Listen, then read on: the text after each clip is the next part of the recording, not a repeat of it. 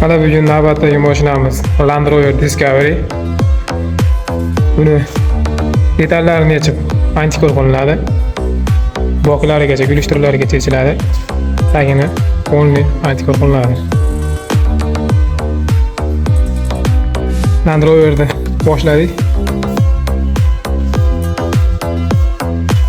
Buni podiyomga ko'tarishdan oldin pnevmasini o'chirib olish kerak. Havo podishasini ko'taradigan. Tepaga, pastga ko'tarib tushiradi mashinani. Podiyomga qo'yib ko'tarayotganda yurgizib mashinani pastga qilib ushlab turish kerak 5 sekund. 5 sekundda blokirovka yonadi, klub belgisi yonadi. Keyin podiyomda ko'tarsa bo'ladi. Yetishdan oldin mashinani razbirat qilishdan oldin diagnostika qilib olamiz. Kompyuterning diagnostikasini qilmasak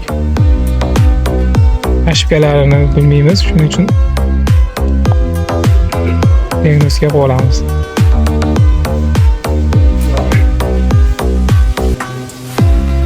Mana diagnostikamizni boshladik. Tepada mana foizi to'layapti. 100% bo'lganda hamma ошибкasini topadi. Qizil ko'rsatganlari ошибка chiqyapti mana. Yashillari ishlayotgan datchiklarni ko'rsatyapti. Bu mashinani chek yonog'ida yurib turganda ham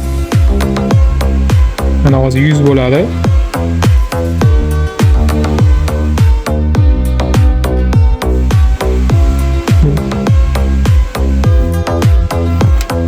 Mana shuncha ошибка chiqarib beradi.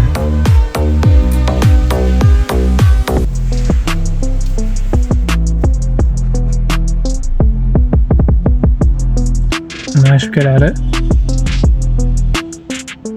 Shularni saqlayinga olib saqlab qo'yamiz. Qayta yig'ilayotganda bizga muammo tug'dirmasligi uchun.